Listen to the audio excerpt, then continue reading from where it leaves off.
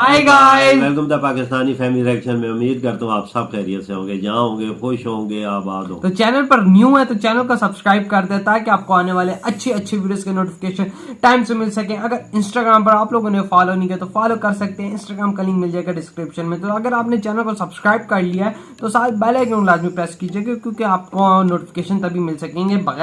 बगैर bell icon के press किए आप लोगों को कोई नोटिफिकेशन नहीं मिलेगा, बेशक आप लोगों ने सब्सक्राइब ही क्यों ना किया हो। तो सब्सक्राइब के साथ बेल आइकन लाजमी प्रेस करो। तो मेरा नाम वजाहत है। मेरा नाम नदीम। तो आज का वीडियो बहुत ही ज्यादा बाबा इंटरेस्टिंग है।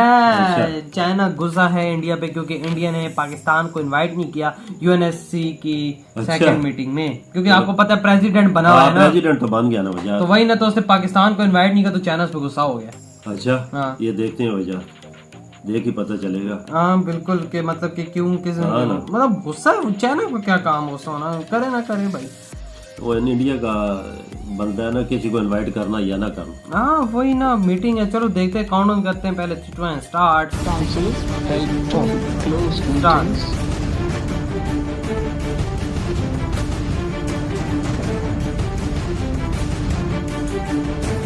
अच्छा, मतलब सारे एक किस्म के इनवाइटेड थे, पाकिस्तान ही था। नमस्कार, सलाम, प्रणाम और सुबह के इंडी प्लस न्यूज देख रहे हैं सभी दर्शकों को प्यार भरी सत श्री अकाल। रशिया के कहने पर United nation of security council की एक बार फिर से इमरजेंसी मीटिंग अफगानिस्तान के मामले को लेकर बुला ली गई।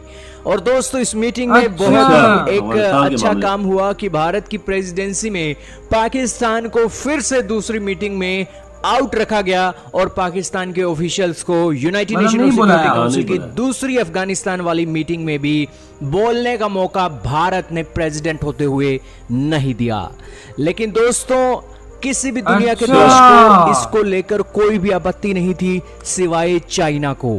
चाइना पाकिस्तान भाई भाई ये नारा लगाने वाले पाकिस्तानी और चाइनीज तो है नारा। आज बहुत खुश हो रहे होंगे कि चाइना ने United nation of security council के भरे मंच पर पाकिस्तान का बिना नाम लिए यहां पर ये बातें बोली।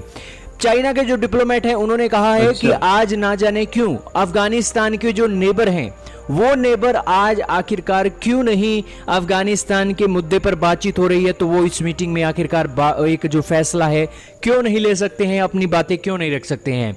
और इसी के चलते उन्होंने कहा कि आज उन्हें एक परमिशन ग्रांट दी जानी चाहिए और इसी के चलते जो भी United nation of security council का प्रेसिडेंट है उसे अलाउ करना चाहिए बोलने के लिए। अब दोस्तों, चाइना ने तो ये बातें बोल दी, जरूर भारत उन्हें अनुमति दे सकता था, इस बारे में किसी को भी शक नहीं है।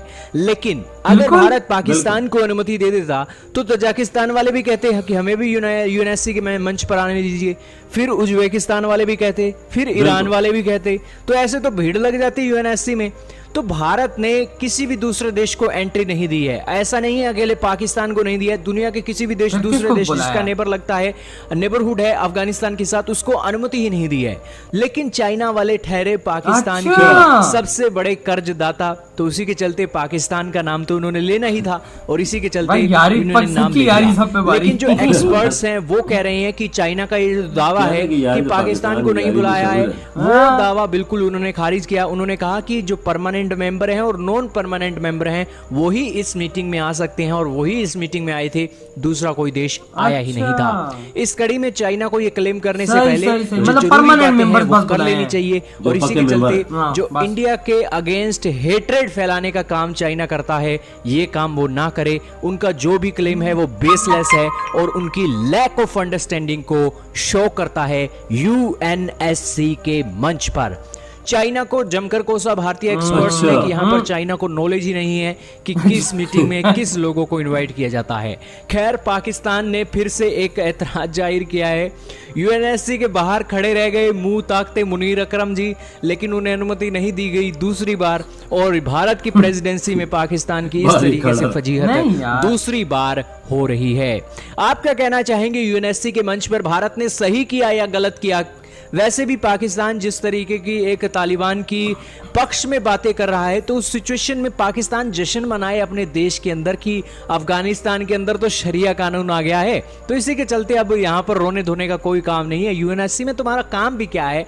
तुम अपना एफएटीएफ की ग्रे लिस्ट से बाहर निकलो, तालिबान को सपोर्ट देना बंद करो, अपने देश में आतंक की गतिविधियां कम करो। तुम्हें क्या मसला पड़ा है कि अफगानिस्तान के अंदर सारे हालातों के बीच तुमने अपनी बात रखनी है? जाकर अपना ऐश करो और यूएनएससी का मंच तुम्हारे लिए नहीं है। तालिबान से की बना जीत के के रखो साथ भाई, जश्न कंट्री मनाओ। में घुस जाए तो फिर बेड़ा गर्क करते हैं अगले का। इनके साथ बंदा भाई नॉर्मल ही रहे तो बेहतर है, इनके साथ बंदा एग्रेसिव हो तो ये फिर आके एक दफा हम लोग एग्रेसिव हुए तो हमारे कंट्री में घुस के हमारे साथ एग्रेसिव हुए तो हम लोग ये मैनेज नहीं कर बिल्कुल सही बात है। इन्होंने जो तबाही हमारे कंट्री में की हमें पता है अच्छे से। अफगानिस्तान का भी बेड़ा गर्क किया हुआ है ना। हाँ। हाँ ना। वही ना, पाकिस्तान साथ ना दे बेचारा, क्या करे। अगर पाकिस्तान हमारे- कहता है कि भाई हमारे अंदर ये आ गए तो फिर इन्होंने ब्लास्ट ये वो सब कुछ करना है, तो भाई ये चीजें ना हो तो बेहतर है। अब फिर बंदा क्या करे, इनसे मुज़ाकरात ही करने, अब क्या करे, बेचारों की हुकूमत आ गई है अफगानिस्तान में। लेकिन अब यूएनएससी के जो अफगानिस्तान से रिलेटेड मीटिंग हुई है, मुझे लगता है कि यार नेबर देशों को सबसे पहले इन्वाइट करना चाहिए था। इन्वाइट क्या मतलब, नेबर देशों के साथ मीटिंग करनी चाहिए थी, क्योंकि जो नेबर लग रहे हैं मेन करीब मसला, है जो। हाँ जो मेन मसला उनके साथ क्रिएट हो रहा है। पर वो जो है पक्के देश हैं वो तो अमेरिका ये वो इधर उधर गए हैं ना, बिल्कुल।